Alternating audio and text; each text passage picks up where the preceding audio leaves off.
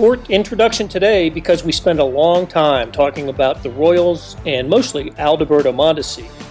We do it with beat writer Lynn Worthy and columnist Sam Mellinger. The show started as a SportsBeat Live and now is presented as a SportsBeat KC podcast. It's Tuesday, June 22nd. I'm Blair Kerkhoff. Let's get started. Good morning from Kansas City. Welcome to SportsBeat Live, our weekly gathering where we talk Royals with the people in the media who know them best and with you. We got Lynn Worthy here, beat writer for the Star. Hey, Lynn, how you doing? Doing all right. How you doing? Great. It's good to see you. Yeah. Actually, in person, no social distance. How about that? It's incredible. It really is. Producer extraordinaire Beth and I were talking before the show that we think the last time that we had a conversation in the studio was during the Big 12 tournament in 2020, the day it was canceled. I think Sam Mellinger, who will be joining us here shortly, and Vahe Gregorian and I, we came down here and put together a show like what's going to happen now. You were at spring training. Yep. Because I think they had maybe another day or so of spring training before that got canceled. Do you remember? Well, I'm trying to think exactly which day it was, but I know I was in spring training. I was just in. Actually, the first thing that popped in my mind was I remember the last day of spring training that they had before everything stopped.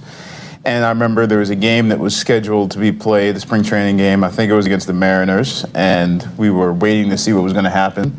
And the thing that stands out is that it was the first game of the spring training that year that Adalberto Mondesi was in the lineup. And so, it comes full circle. Yes, it does. I believe Adalberto Mondesi is going to consume much of our conversation today, as he has throughout the year on our Zoom calls earlier. But listen, we want to take your questions and comments. Please send them along. And we also, before we really get into it, want to thank our sponsor, the University of Kansas Health System. You'll hear from them later in the show. And as I said, Sam Mellinger expected to join us sometime during the show. He got held up, not in traffic, but on the phone. So, all right. There is no other lead story for the Royals these days other than Mondesi. It's been the case all year. Let's start with the news first, though, Lynn, before we get into a deeper dive of Mondesi. What happened on Sunday, and what's the forecast for Mondesi? Well, on Sunday he played 6 innings and then came out of the game, and again, it was one of those, is this a maintenance thing? Because he had the day off on Saturday, and they were talking about, they were going to make sure that they gave him time because he wasn't full. I guess they didn't say it, but I think the gist was he wasn't 100%, but he was coming back from the hamstring. So they were going to ease him back in. Right. And after the game, Mike Matheny said, well, he felt something in his side, and that's why he came out, and he was still getting evaluated. And then so Monday over at Dayton Moore's CU in the Major Leagues youth camp, he made the announcement that, he's going to have to go on the injured list again, and Ryan O'Hearn would be coming up. So let's see. If I've got my injuries straight, it was the final game of spring training where he suffered the original oblique injury, right? Yep. And that was on the right side, right oblique. Yep, right oblique. Missed 45 games. Correct. Returned, and then on the Sunday night game, I forgot, was it against I can't remember who it was against, but Sunday night game, he makes a terrific play in the field in the late innings and tweaks a hamstring. I believe it was a Monday night game. Oh, Monday, you're right. It was Memorial Day against the Pirates on ESPN. That's right, on ESPN. And so he tweaks his hamstring, and all of a sudden he's the first batter up in like the 8th, right? Bottom of the 8th, and he ain't at bat. He's not in the batter's box. Someone else is. And so you think, oh, what the heck happened? Well, it turns out he tweaked his hamstring on that, on a really nice play to end the charge and a hard throw to get the runner to end the 7th, or the Pirates' top of the 8th. So he misses another handful of games, comes back, and does something. I mean, in every game that he played, it seems like in every game he's played, he's done something tremendous. It's unbelievable how his first at bat back after the hamstring, he hits a home run. And it was center field, 400 and I want to say almost 50 feet. His first at bat back. So it was. I think Sam was there that day, and I remember in the press box just looking at him, being like, really? Yeah. His first at bat What a back, freak. And I think he's only played 10 games this season, and I'm trying to, and I don't have the numbers in front of me, obviously. I want to say he's got 4. I'm trying to think, is it 4 home runs? I think it's 4, runs? right? Yeah. 4 home runs. In just 10 games. The day that he got hurt, like I say, he only played 6 innings. I think he had 2 doubles in that game. Right. And he's made these plays in the field, and that ESPN game, he had the home run and the sort of strut out of the box with the bat flip, and he's packed a lot into those 10 games, but the team has played 70. So. Yeah. So. And then, of course, in one of the Red Sox games, he hits the 464-foot home run, which matches the longest, or one of the longest anyway, since StatCast started. It's the 4th longest by a Royal since StatCast, and it was, I forget when the other ones were, but it was the longest one in a while. and I read this in the Royals post-game notes, I think from Sunday, and look, the Royals do a great job with these post-game notes. They find these little nuggets. Mondesi, if you go back to the final 6 games of the previous season, 2020, Mondesi has 17 extra base hits in 16 games. And over a 16-game stretch, only one other player in Royals history has done that, and that was George Brett. So 17 extra base hits in his last 16 games. Unfortunately for the Royals, 6 of those were in 2020 and only 10 of them this year. They are 6-4 when he plays. They're a 600 team when he plays, 26-34 when he doesn't.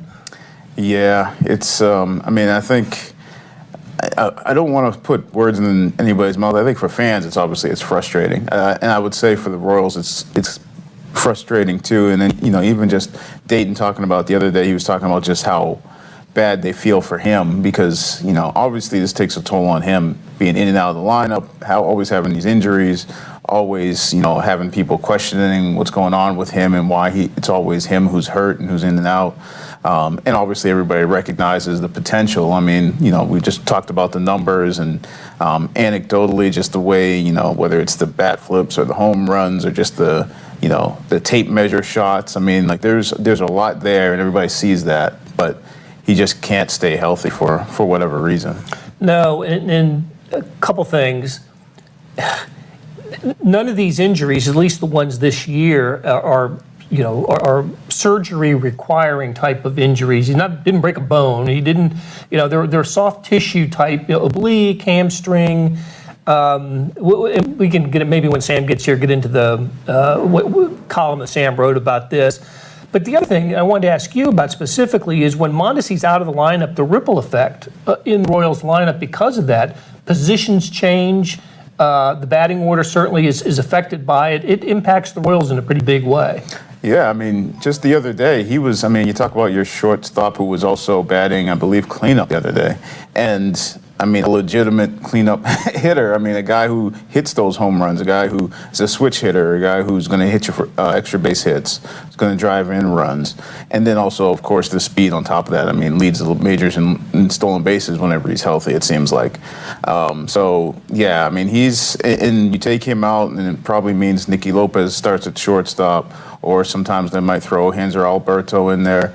And, it just changes everything in terms of that defense up the middle when you had Nicky and Mondesi. I think it was Friday night's game against the Red Sox where the two of them more or less won you the game between their defense and their offense because Nicky had, I think it was 2 hits, Mondesi had a couple of hits. They both made some ridiculous plays in the field. And they swing a game with that defense up the middle. And you always hear about defense up the middle. You think about Salvi, Mondesi, Nicky, and then Michael A. Taylor, who I haven't looked recently, but I know he was one of the top 4 or 5 guys in defensive runs saved and a bunch of different defensive metrics up until at least a couple of weeks ago. That's what you're looking for defensively, at least, and you just haven't had that very much this season. Yeah, look, we don't think of Nicky Lopez as a shortstop. He's a second baseman, right? And Whit Merrifield is a second baseman and has to play some outfield, or Hunter Dozier gets moved around, and then the batting order, right? You're taking Mondesi's hot bat. He's hitting 361, slashing 373, and then 830. There's something ridiculous, right? you take him out of the lineup, and you know, at least looks like tonight Ryan O'Hearn's going to be your first baseman, who they just called up, right, from Omaha. We don't know that. The lineup's Potentially, yeah. Potentially. The lineup's not out yet, but he's the roster replacement for Mondesi. And I hope Ryan O'Hearn can continue he was hitting the heck out of the ball in Omaha. But the lineup is simply weaker. And look, you had a good story that's posted. It's on the Stars website now, posted this morning about Dayton Moore spoke to this, and we'll hear from Dayton Moore later in the show. But Dayton Moore spoke to this yesterday to a group of reporters that the team that the Royals envisioned for this year, the one that was, you know, based on the players returning, but also the offseason acquisitions of Andrew Benintendi and Carlos Santana and Michael A. Taylor, you know, it also included having Mondesi at shortstop and the Benintendi's injured now, and it just hasn't been through 70 games the team that the Royals envisioned. Yeah, definitely not. I mean, because I think one of the questions that I asked was, you know, sort of geared towards the idea of they wanted to, and Dayton said this for a long time, they wanted to try and win at the same time as they're developing, you know, these younger guys, whether it's the pitchers or some of the position players who are transitioning, is the phrase that Dayton likes to use a lot, into the major leagues. And so they try to do both. They want to win. I mean, you look at the offseason, they had win-now moves with Santana, Mike Minor, Andrew Benintendi, experienced guys who've won. It wasn't just like, okay, we're going to bring up whoever and trot them out there. I shouldn't say whoever, but bring up somebody from the minors and trot them out there every day and just let them learn. It wasn't that. They decided we're going to go get, you know, some veteran guys, proven guys, and we're going to try and win at the majors while we're bringing these other guys up. And so I was asking whether or not he had any sort of second thoughts or, you know, questioned that approach at all, and he said no. And he said really a lot of it was they felt like those guys, they've gotten what they expected out of those guys, and the combination of those guys and the returning players is why they thought they would still be able to win and transition these other guys. Some of the returning players have underperformed, and now you've got injuries. You got Mondesi's not there, you got Benintendi's not there, and you're transitioning these young guys, and we've seen the growing pains there. So it's just, you know, I mean, it's still 70 games in, so things can happen, but it's just not what they were hoping for in terms of the full combination of things coming together. And they're not out of anything, right? They're 32-38. This is a team that, you know, won 16 of its first 25 games, first place at the end of April. Well, since then, of course, one 11-game losing streak and then another stretch of 11 out of 12 losses. But somewhere in there as well, they also got on a little roll again. And anyway, it's just not out of the realm that this team could be, you know, it could be playing meaningful baseball in the second half of the season. And don't you think that's what Dayton's, at least the organization's thinking in those terms? Yeah. And he said flat out, you know, we're not in the mode of just going all in on development this season and abandoning winning for 2021. That was his response. So they're still hoping to be able to do both, to, you know, because obviously they're going to transition some of these guys, and whether that means starting or we've seen the last week Jackson Kowar out of the bullpen, that's still going to be part of the plan because that's the plan for the future. But they're not giving up on being competitive this season, especially, you know, if you get some guys healthy or you get some guys playing up to the way that they had expected, you know, based on their past performances. Yeah. What would going all in on development look like? What do you think? I think that would mean, even with the struggles, you bring up Daniel Lynch and have him in the rotation on a regular basis. You start probably Jackson Kowar. I mean, I think it would be more just having these guys pitch every fifth day. And I'm not sure if that actually would be feasible this year just because of the innings limits and the things that we talked about all offseason and spring training. But I think it would be more, if guys struggle, then you keep trotting them out there through the struggles. I think it would be more like what we saw 18 and 19 with certain guys, where it was like, okay, they're not quite what they're going to be in the big leagues, but you're playing them every day so that you can get to that point. How might Bobby Witt Jr. fit into that idea? I don't see it happening soon. Dayton spoke to that yesterday, too, that there's still the plan, at least right now, still includes him going through AAA before he gets to the majors, and right now he's at AA. And and he's made some strides recently at AA. But I think they still want to see him do a little bit more. Okay, let's hear from Royals general manager Dayton Moore. Lynn Worthy had the camera rolling yesterday when Dayton Moore was at the CU in the major leagues at the Youth Baseball Academy. So this is Dayton Moore on Monday. I mean, unfortunately, it looks like we're going to have to put him on the IL again. This time it's a left oblique. I mean, he's just devastated, and we just feel so bad for him. We're obviously a much different team when he's on the field, and to replace him, we're going to call up Brian O'Hearn. He's in great shape. I mean, our performance science people, our medical team, all the great folks at University of Kansas Health Systems, everybody, Doc Key, Doc Nolan. I mean, everybody has had hands-on, with Mondi, and it's just one of those deals. I mean, he'll get through it eventually. It's just he's had a lot of setbacks, with his body. We always have to prepare for injuries in this game. When you lose a player of his talent level, and obviously plays a premium position, it hurts a little bit more, but we can't make excuses, and we've got to figure out how we can get better and look for solutions. And so it's hurtful that we don't get a chance to watch him play more at this point in time, but we're going to remain optimistic that he's going to continue to do whatever's necessary, which he always has. He's always been very compliant, does whatever we ask him to do. It's just one of those things. I mean, I wish it was different, but it's not. It's unpredictable, as you know, until you start getting through those initial phases of the rehab process and how they respond. But Nick doesn't believe it's as serious as the previous one. And how they respond. Well, two things. First of all, welcome, Sam. Good to see you, buddy. Good to be here. Yeah, I'm glad you made it. The other thing is, I think every baseball interview should be conducted with kids playing baseball in the background. I love that. The world would be a better place. Wouldn't it, though? That was cool. All right, so you just heard from Dayton Moore, and it was about Adalberto Mondesi. Sam, Lynn and I have been talking about it for the first 20 minutes or so.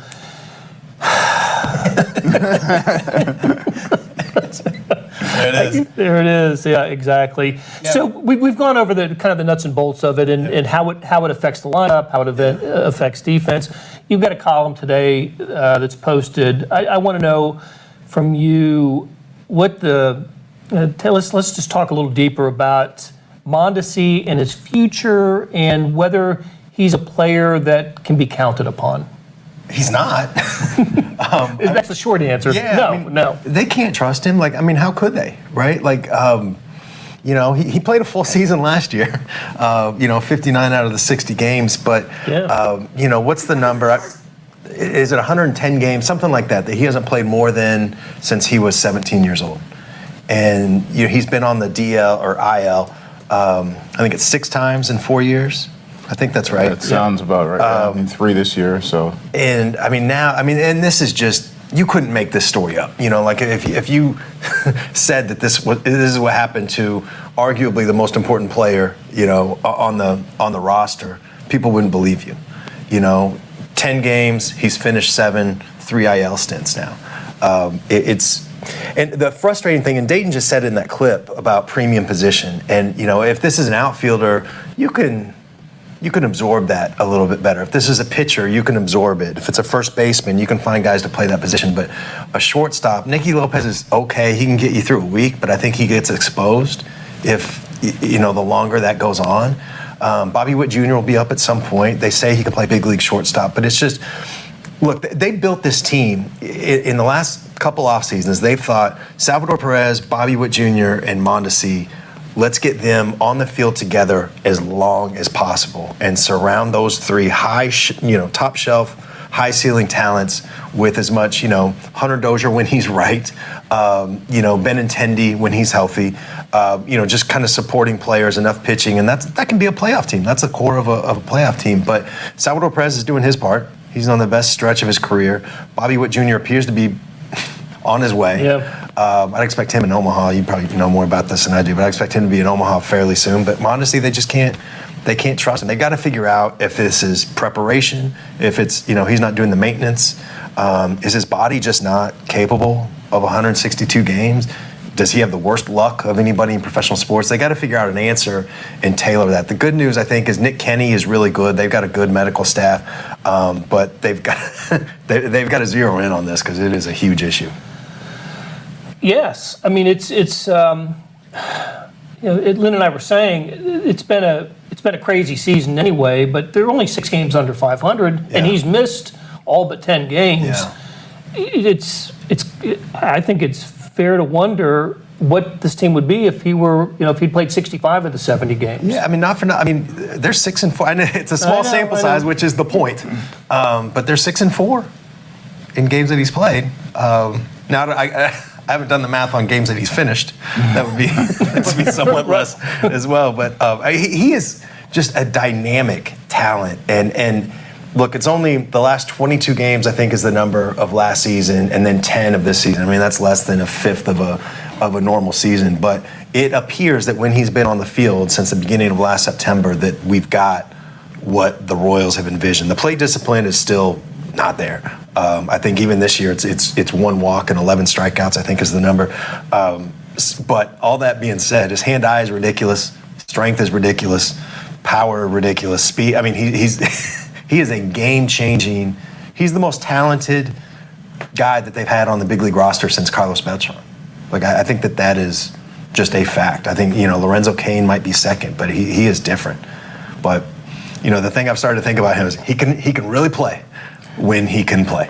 Yeah, well, I think I was talking to a friend of mine who's not from Kansas City and who was asking me, like, so what's the deal with this Mondesi guy? I was like, and I said, yeah. I said, well, he's basically Francisco Lindor that you saw with the Indians when he's healthy. I was like, he's just never healthy. I said he's that switch hitter, the speed, the power, that type of defense. I said, he's Lindor when he's healthy. He's just never healthy. Yep. Is he did I do it again? As you should. I apologize. We're always honest on this show. You're speaking for the fans. Royals Nation with that sigh right there. Is he trade bait now? I would hate to trade him just because I think you'd be selling so low. If somebody's willing to trade him on the value of 145 games a year, sure.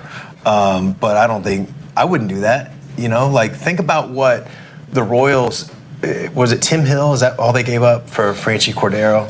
In that deal. And they got more than just Franchy Cordero. They got Bolaños too. That was the same deal with Bolaños. Yeah. And Cordero is not nearly, the talent or the position that Mondesi is. I wouldn't want to do that.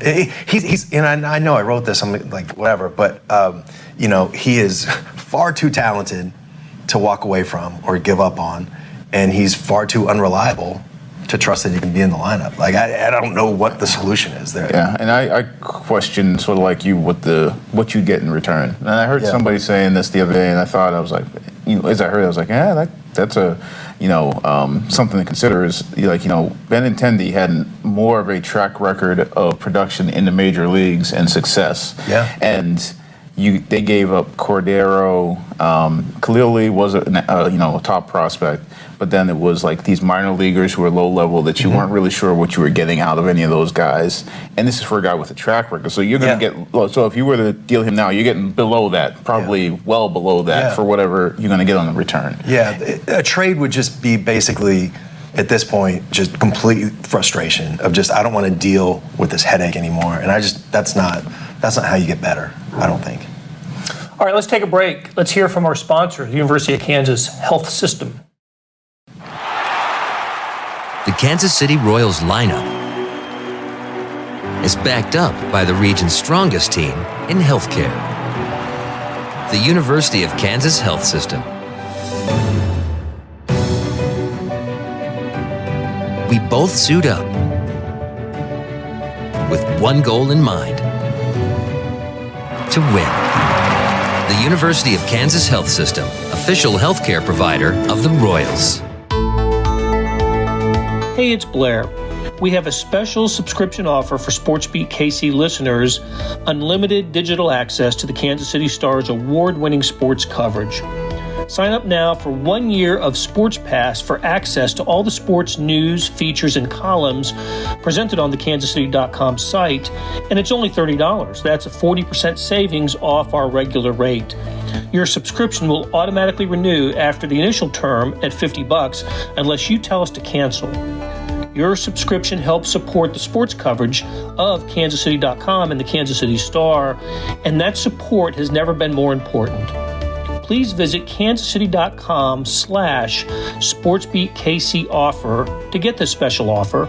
And as always, thanks for listening. We're back on SportsBeat Live talking Royals with Sam Mellinger and I was going to say Vahe Gregorian, but that is not the case. No. Lynn Worthy is here. And all right, so we're talking Adalberto Mondesi, of course. And my next question about Mondesi is he the Royals' shortstop of the future, given that he can't stay on the field and that position is so important? And as you and I talked about earlier, Lynn, when he's not on the field at shortstop, there's a ripple effect that impacts so many other positions that if he's an outfielder, you might not have that same ripple effect. I'm not entirely sure. I mean, I think they still believe in him. They want to believe in him. And I always, at least up till this point, got the sense that third base was where Bobby Witt Jr. was eventually going to end up and be side by side with Mondesi. I'm just not sure if they can stick with that plan, and I don't know that it was necessarily a set in stone plan. I think it was maybe just they were preparing for that eventuality. I just don't know if you can keep preparing for that eventuality, or I just don't know if that's going to be the case. To me, I would think that decision, if I was Dayton and JJ and like the front office, just leave that decision up to Nick, Kenny, and sort of performance science, and just because what I don't know is, well, where are you going to move him? First base or DH seems like a complete waste of that level of ability. If you move him to center field is a position that I think makes the most sense, but I'd be curious what Nick and those guys say about the load. Is it really different? Is that a better bet to keep him healthy? It might be, but I don't know. Center field for most guys would be an upgrade in the physical toll that it would take. I mean, remember when Whit Merrifield? I don't know how much. I think there was a little bit of PR in this, but remember Whit Merrifield last year, the year before, center field and the legs, we don't know, and all that stuff. I mean, that's kind of what we're dealing with, and we're talking about a guy with hamstring, groin, obliques, both of them.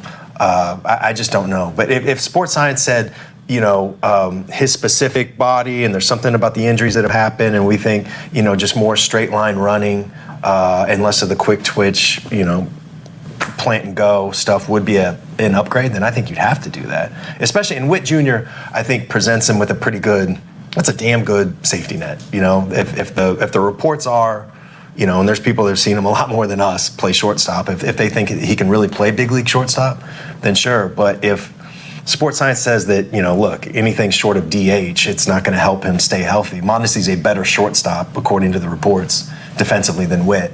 So I would keep him there if he's not if it doesn't improve his health. That's the reason you move him. I think center field would be the position. Speed would play. The arm is plenty. Yeah. But I also remember Kane getting hurt a lot. Yep. He was a guy that, if we look back at the numbers when Kane was a full-time player for the Royals, probably missed as many games and with hamstrings and muscle injuries. Seems like his was always stretching. He'd skip a step and stretch his leg out. He needs to go to KCK and work with Al Hobson. Yeah, absolutely. That's a great point. That's what Lorenzo Kane did. Helped him out. Yeah. Okay, let's. Mondesi can't dominate the entire conversation. I guess he can, but there are some other issues here, topics. Hey, the Royals have won 2 out of 3, right? 2 out of 3 from the Red Sox. Not too shabby. But one of those games, was it the first game of the series where they went with an opener? Yeah, we had That's a little different. Kyle Zimmer, starting pitcher, which it was funny. I can't remember if it was the day after or it was one of the days right after that, he was walking through the dugout before the game, and I just said to him, I said, "Hey, there goes Kyle Zimmer, starting pitcher." And he looked up at me and said, "What year is it?" Yeah. So go down the list. Who Bubic came in after. Zimmer went 2, Bubic 2 1/3, I think. That sounds right. I know he came in after. I'm trying to figure out how many innings he went. Yeah, it might have been 2 1/3. Kowar pitched later. Was it that? I think it was the next game that I can't remember now. But Kowar pitched late in the game where he actually, the first inning was rough. Like there was 2 wild pitches. One of them I remember being a curveball that did not curve and it went straight to the backstop in the air. But he actually got out of that inning without giving up a run, if I remember correct. For the first time all year. Yeah, and then he pitched a 1-2-3 inning for the first time all year, the next inning. And I think it was one of the batters in the inning, I want to say was Rafael Devers, who had like a 960 OPS or something ridiculous. Mm-hmm. And so then he got to a third inning, and that did not go quite as well. He ended up giving up a 2-run home run. But, I mean, considering he had 2 starts that went a combined 2 innings, and I forget what the number was. I want to say it was 8 runs. To see 2 innings plus of 2-run ball, and the 2-run home run was the only thing, was, I guess, somewhat encouraging. Yeah. I think Santana was part of it. He was part of this relay race. Yeah, and the games are starting to run together. Yeah, but Bubic and Kowar are now available out of the bullpen. I'm sure it will still be some semi-regular days as far as when they pitch and try to sort of simulate, okay, every 5th day with also a bullpen day. I don't think you'll see them back to back, but that's going to be how they sort of ease them in and also limit the innings load that, guys who didn't have full seasons and have never pitched full seasons in the majors yet. And Dayton talked about this a little bit yesterday, didn't he? We talked about, Adam Wainwright didn't come in and, wasn't a starter right away. And I remember he came in and was a great relief pitcher in 2006 when the Cardinals won the World Series, and Wainwright out of the bullpen, and I just thought, because you knew he was going to become a starter, and the Cardinals knew it, but he was tremendous as a relief pitcher. And he had some other examples of players who just weren't stars right away as he was talking about the development of this team. And I think he had in mind the young pitchers, right? Lynch and Kowar especially. I kind of like the idea of getting him out of the starting leverage situation and when Lynch returns, kind of easing him in. Don't you think, Sam, that could be a way to go for them? The Royals and maybe all of the other 29 teams have had success doing it that way. It makes sense. Your stuff can play better.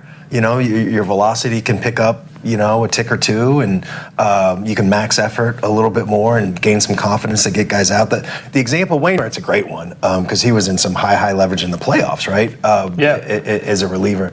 I always think of Zach Greinke, maybe the best starting pitcher, probably the best starting pitcher this organization has ever developed. And his situation was a lot different for a lot of ways. But after he walked away, and he was killing people in Wichita, and he came up and transitioned as a relief pitcher, and it actually helped him in the long run. His velocity stayed pretty close to where it was. I'm not saying Zach's not normal, right. Results, are not common here. But I think that there is a combination of actual physical, like, yes, I can get guys out, with this stuff, and I can trust this changeup in this situation and all that stuff. And the manager can massage it a little bit too. I mean, God, Matheny and Cal, they've got a lot of things to juggle. The workload from last year, everything that you just mentioned of every 5th day we got a long man, whatever. I mean, it's there's a lot going on there. But I do think that there's some value in getting these guys. They need confidence, and they're going to need the same thing from Lynch, of just, can I get guys out? Because they don't know that they can yet. That's something that is still to be learned. I actually remember, one of the things, I've been wrong about many things, right? But I was like, when Zach came back and was so good as a reliever, I'm kind of like, leave him there. You're finally getting something out of this guy. But obviously that would have been a stupid idea.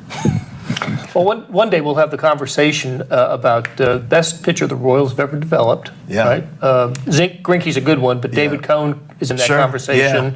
Yeah. I mean, Kevin Apier is in that conversation.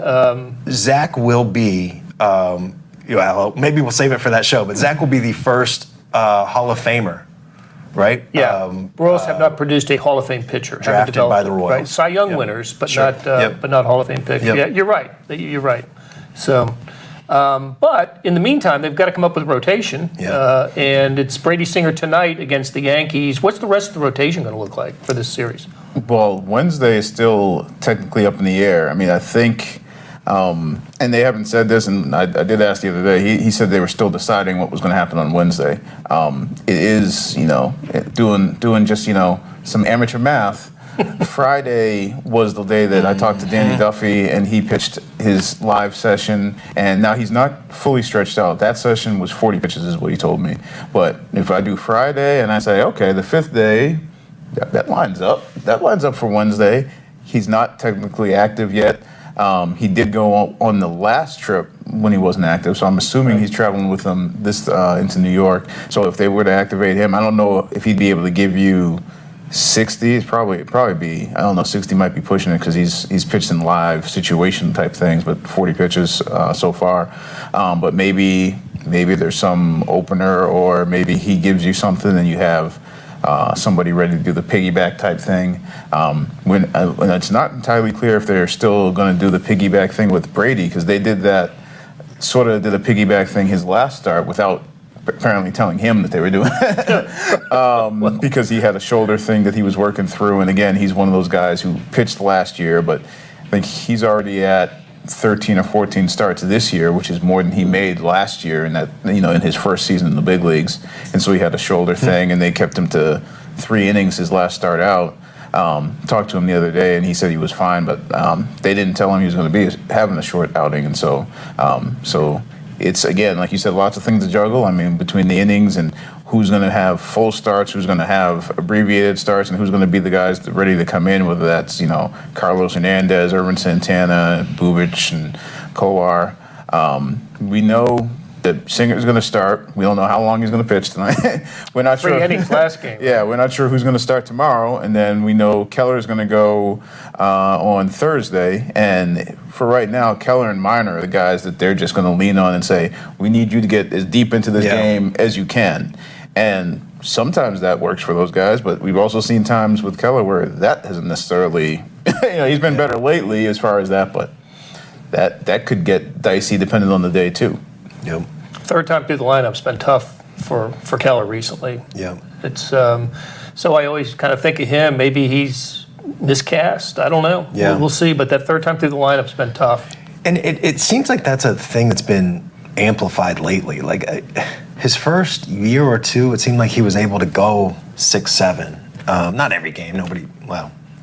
Few people do that. But there's something lately that's just been a little bit off on that. And the Royals are a lot more analytical, with this stuff, with their bullpen decisions than they used to be. I think Matheny has really bought in, and that stuff is used a lot more. I think Ned was always given the information, and sometimes he'd use it, but sometimes I think, go with the gut, match them up. That's what match them up, and they won the World Series. So.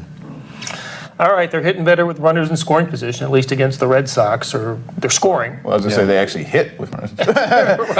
Right. So any hitting was better than what they were getting. And we'll end on this: is Salvador Perez the Royals' lone All-Star, or is there a second All-Star candidate from this team? At this point, I'd say he's the lone All-Star. I would, and it was going to be hard, but the guy who I thought maybe had a shot was Benintendi, just because his numbers were really starting to pick up. But in the outfield, it's always tough too. So at this point, I think Witt's in the top 5 at second base, but Salvi, I think Salvi's among the top vote getters in the majors right now. He was third.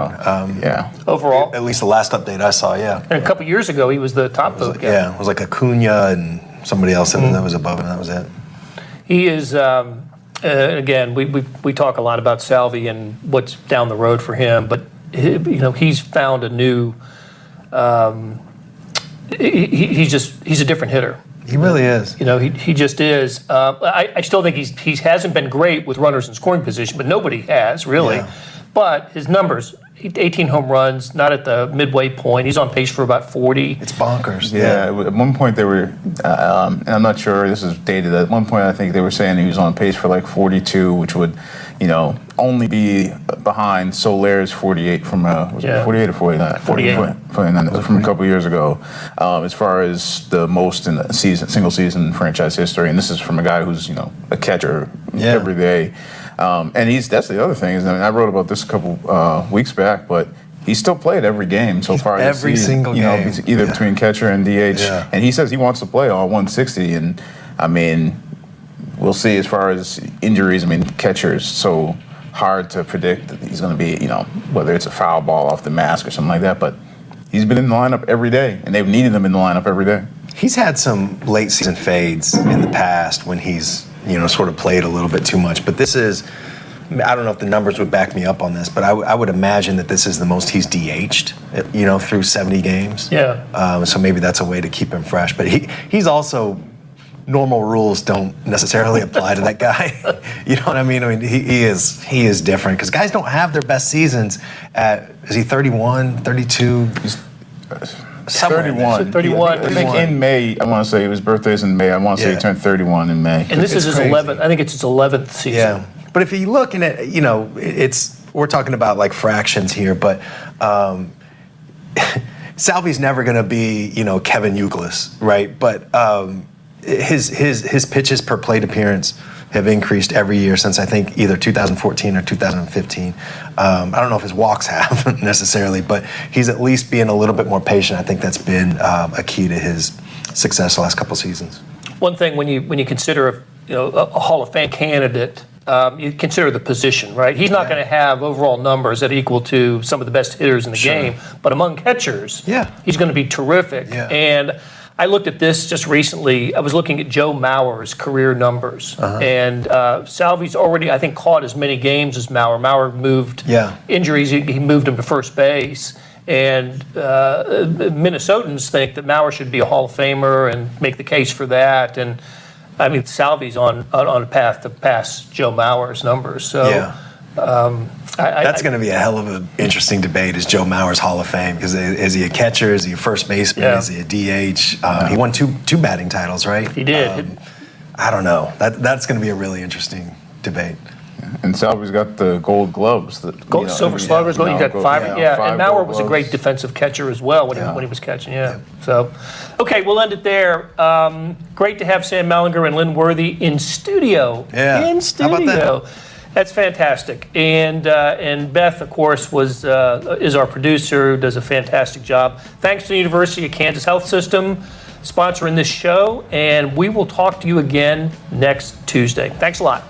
That'll do it for today. Thanks to our SportsBeat KC production staff of Derek Donovan, Beth Welsh, Monty Davis, Jeff Rosen, Chris Fickett, and Savannah Smith. Tip of the cap to Lynn Worthy and for Sam Mellinger for stopping by and talking Royals.